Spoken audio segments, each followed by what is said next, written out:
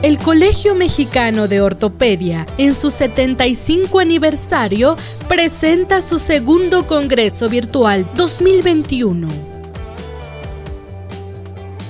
El doctor Dorian García Ortega es médico adscrito al Departamento de Piel y Partes Blandas en el Instituto Nacional de Cancerología. Cuenta con una especialidad en cirugía general en el Hospital de Especialidades Miguel Hidalgo de Aguascalientes y una subespecialidad en cirugía oncológica por el Instituto Nacional de Cancerología. Realizó un máster en tumores musculoesqueléticos en la Universidad Europea, avalado por la Sociedad Española Oncología Médica. Una maestría en Ciencias Médicas en la Universidad Anáhuac Norte y un doctorado en Ciencias de la Salud por la Universidad Anáhuac. Es candidato a investigador nacional CONACYT 2020-2022.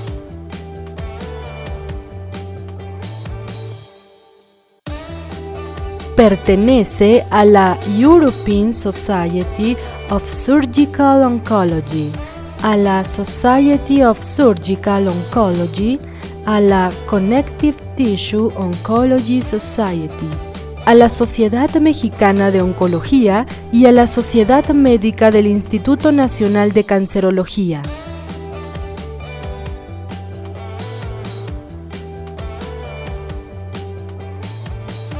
El doctor Dorian García Ortega nos hablará del tratamiento quirúrgico de los sarcomas de partes blandas.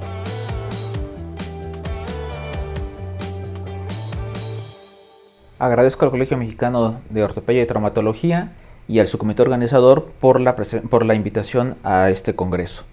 El día de hoy vamos a platicar sobre el tratamiento quirúrgico de los sarcomas de partes blandas. Para iniciar tenemos que recordar que hoy en día tenemos que pensar no solamente en sarcomas como una sola entidad. Necesitamos entenderlo como múltiples enfermedades, por lo tanto no podemos pensar en un tratamiento único y exclusivamente para todos los pacientes. Por lo tanto es importante siempre tener en cuenta y tener en consideración que la toma de decisiones va a estar encaminada en mucho de todas las características y todos los factores pronósticos del paciente, todas esas variables clínicas que nos permiten a nosotros tomar la decisión de cuál es la mejor forma de manejar este grupo de pacientes. Observemos igual, cuando nosotros realizamos biopsias en dos sitios diferentes de un mismo paciente, podemos tener diagnósticos diferentes y esto también nos puede influir directamente en cómo voy a manejar a los pacientes. Observen en esas dos muestras, aquí tenemos una muestra de un paciente de 2 años de edad, en los cuales, dependiendo del sitio en el cual yo esté tomando la biopsia, puedo tener dos diagnósticos diferentes. En uno, un liposarcoma pleomorfo y en otro, un rhabdomyosarcoma pleomórfico. Dos tumores que, a pesar de ser sarcomas, tienen pronósticos diferentes y en los cuales el tratamiento puede variar de forma significativa según las características que el paciente presenta al momento del diagnóstico. Es importante mencionar que en general en cáncer nosotros necesitamos tomar la mejor decisión de cómo yo voy a evaluar o cómo yo voy a tomar la decisión de que el paciente tiene que ser tratado.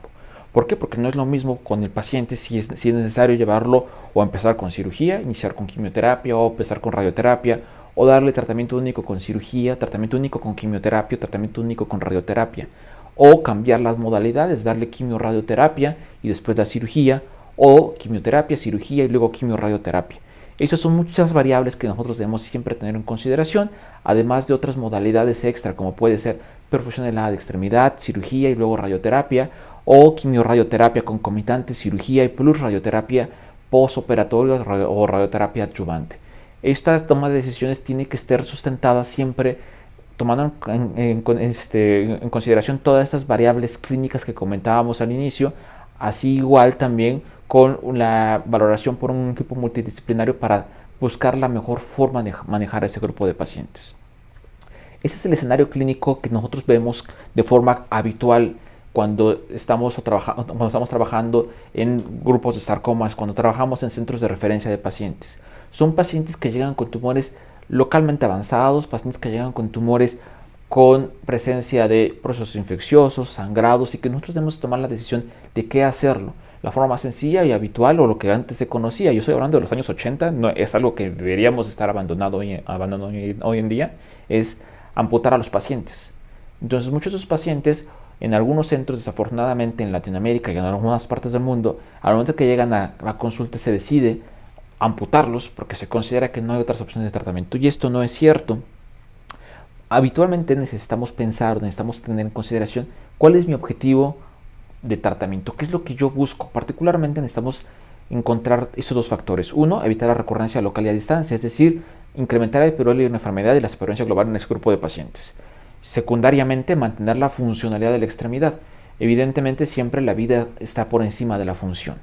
Siempre es indispensable individualizar los casos, valorando características como el estado funcional del paciente, la localización, si es resecable o no resecable en el momento del diagnóstico, y tomar esto en mente para ver cómo los voy a tratar. Si va el paciente a cirugía primero, a radioterapia o a quimioterapia. Todo esto parte desde cómo yo planeo que voy a dar un tratamiento, y esto es cómo yo voy a tomar una biopsia, es decir, cómo yo voy a hacer diagnóstico de ese paciente.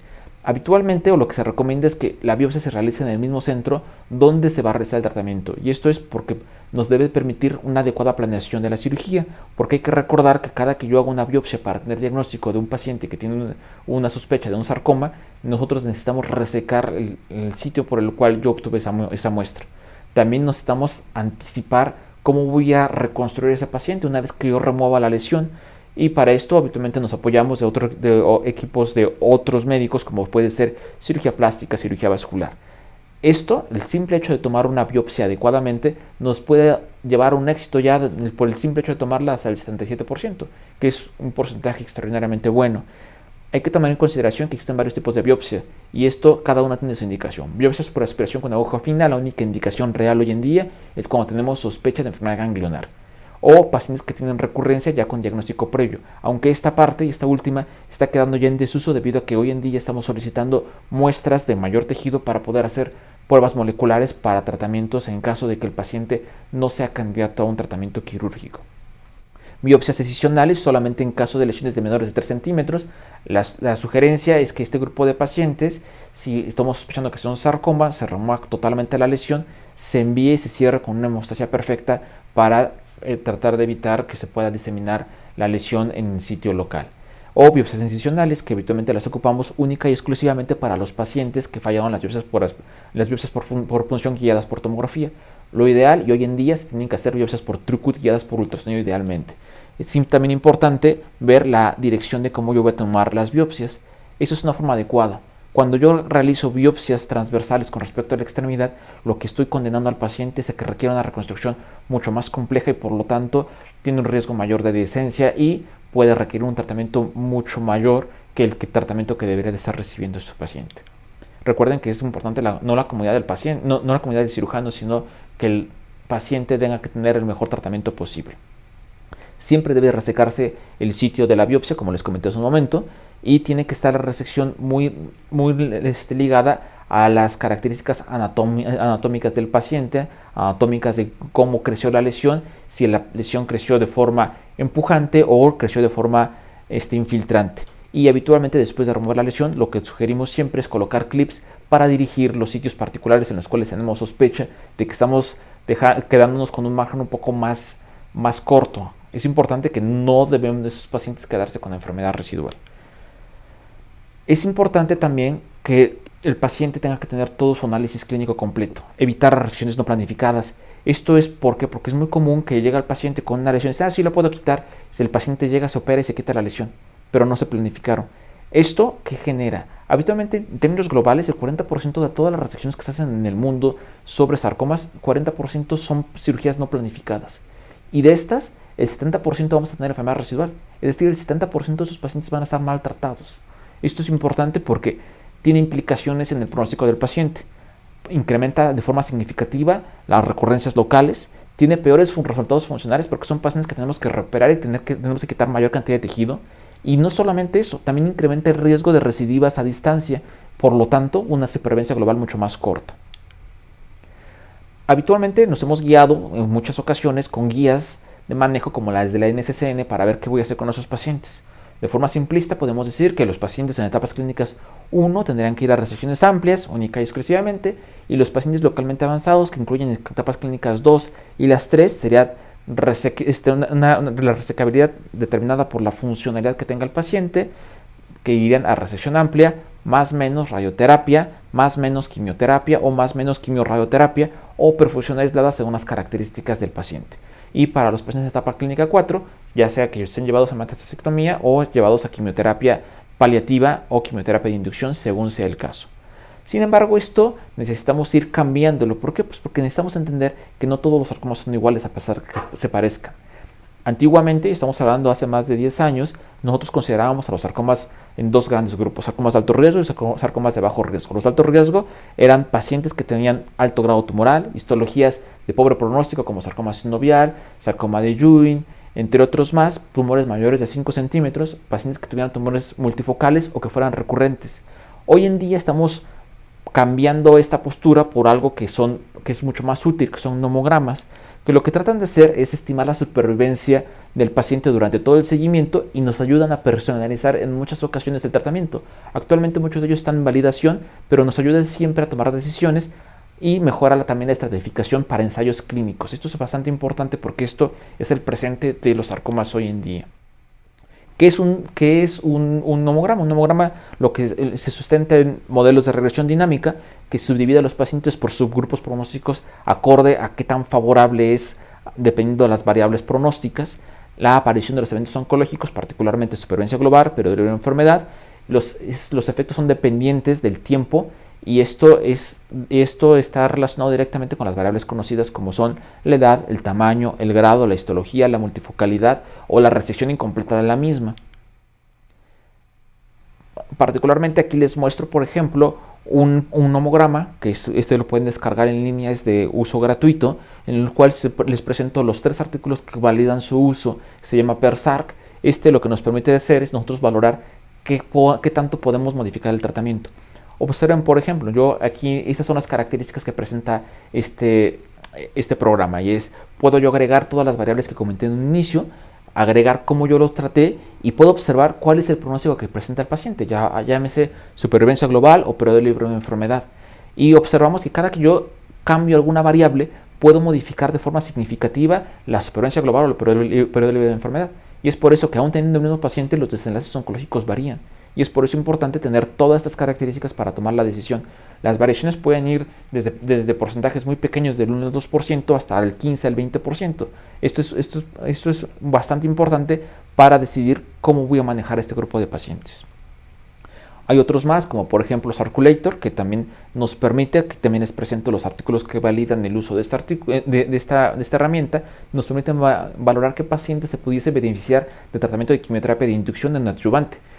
Clásicamente se consideraba que todos los pacientes con sarcomas eran quimioresistentes y entonces no eran candidatos a recibirlo. Hoy en día sabemos que esto es una postura completamente errónea y podemos encontrar pacientes, aquí así es la aplicación, solamente vamos llenando cada una de esas variables, nos dan nuestros porcentajes y nuestra toma de decisión es esta. Cuando yo tengo un paciente que tenga supervivencias globales mayores a 60%, a partir de este nomograma de Sarculator, no tiene beneficio que yo le agregue quimioterapia. Sin embargo, cuando las supervivencias menores al 60%, observen cómo en estas curvas de Kaplan y Meyer hay una diferencia significativa, es decir, les va mucho mejor cuando el paciente recibe tratamiento de quimioterapia de forma neoadyuvante. Esto es bastante importante porque es mejor o les va mucho mejor a los pacientes cuando esto se hace de forma neoadyuvante que cuando se hace de forma adyuvante.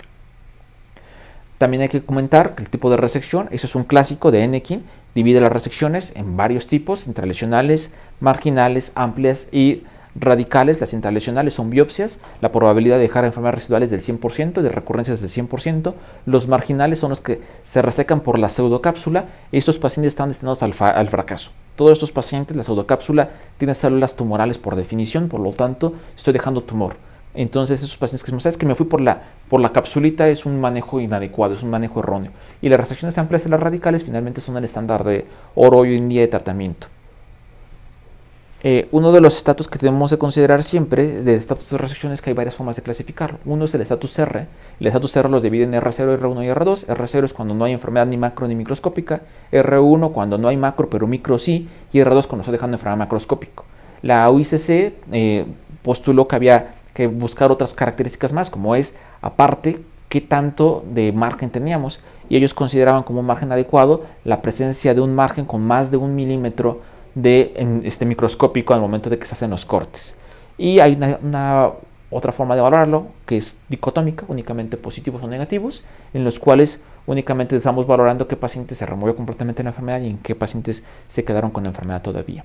Eso es importante porque nosotros sustentamos el tratamiento a partir de artículos como este de la doctora Elizabeth Estebaldini, del Dana-Farber, en el cual lo que se hizo fue demostrar que los pacientes que eran tratados con resecciones macroscópicas de más de 1 centímetro tenían una diferencia significativa en pronóstico, es decir, los pacientes que eran resecados con un margen macroscópico de más de 1 centímetro, la probabilidad de estar vivo a largo plazo y de estar libre de enfermedad a largo plazo era mucho más alto que los que eran resecados con menos de 1 centímetro.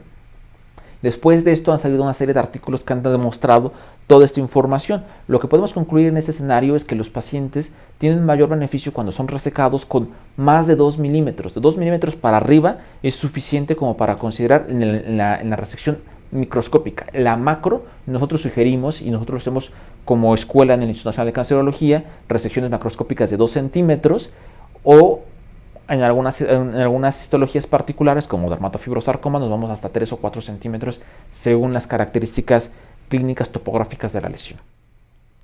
En sarcomas de bajo grado hoy en día sabemos que la resección en bloque con márgenes negativos es el estándar de oro, por lo tanto, si yo a un paciente lo dejo con márgenes positivos, lo que estoy permitiendo, estoy favoreciendo es que el paciente recurra. Habitualmente las recurrencias en este grupo de pacientes tienden a ser locales, por lo tanto pueden ser controladas posteriormente con una nueva cirugía y esto sí impacta directamente en periodo libre de la enfermedad. Observen, en un paciente que tiene un sarcoma de bajo grado, que es resecado de forma adecuada, la probabilidad de tener recurrencia local a 10 años es del 9% y en el caso de los pacientes que son resecados de forma inadecuada, es decir, con márgenes de menos de 2 milímetros, la probabilidad de tener enfermedad recurrente a 10 años es del 23%, es decir, 1 de cada 4 pacientes aproximadamente nos va a recurrir. En el escenario en ese escenario, lo que se presenta es en el artículo de Fujiwara. En el artículo de Fujiwara lo que tenemos son los resultados que demuestran cómo los pacientes presentan mayor probabilidad de tener recurrencia y observamos R1, R2, cómo hay una diferencia significativa en este grupo de tumores y en pacientes con sarcoma de alto grado lo que buscamos es disminuir la probabilidad de micrometástasis con una menor morbilidad posible y una mejor tolerancia a los tratamientos. En este grupo de pacientes la sugerencia es dar tratamiento preoperatorio, radioterapia preoperatoria, que tiene menor cantidad de complicaciones, no altera los resultados oncológicos, pero sí mejora la probabilidad de dejar márgenes negativos. Observen, los pacientes, la valoración tiene que ser aproximadamente a las 10 semanas después de que yo lo resequé. Y los resultados son estos. Yo cuando al paciente lo llevo a radioterapia, lo que podemos tener es que podemos visualizar de mejor forma las cápsulas tumorales y por lo tanto tener mejores resultados. Y lo que presentamos también son, cuando los pacientes son llevados a quimioterapias de forma neoadyuvante, son respuestas patológicas completas con mayor frecuencia. La probabilidad de tener células tumorales viables en algunos escenarios es mucho menor. Márgenes de resección habitualmente se sugieren, como ya les comentaba, más de 1 milímetro. Y el estándar de tratamiento evidentemente va a ser márgenes negativos. En amputaciones, hoy en día sabemos que las amputaciones no mejoran la supervivencia global, por lo tanto se están cayendo en desuso. Los pacientes pueden ser llevados a preservación de la extremidad, les tiende a ir mucho mejor. Y hoy en día, igual una de las sugerencias es que todos los pacientes sean tratados en centros de alto volumen, en los cuales se puede alcanzar una probabilidad de márgenes negativos en mayor porcentaje, se reoperan con menor frecuencia y tienen menor probabilidad de morir por secundarios a sarcoma específico. Hay cosas que necesitamos llevarnos a casos. Uno de ellos son que siempre el objetivo de la cirugía es la curación, secundariamente la función. La resección debe estar ligada con la reconstrucción. Los márgenes deben ser amplios siempre, buscando el R0 con más de 2 milímetros y siempre hay que tener atención cómo es el patrón de la invasión en ese grupo de pacientes. En el caso de metastasis pulmonar se recomienda siempre y cuando el paciente esté en buenas condiciones y pueda ser llevado a R0, si no, no hay una recomendación real. Con esto agradezco al Colegio Mexicano de Ortopedia por la invitación y con esto concluye la charla. Muchas gracias.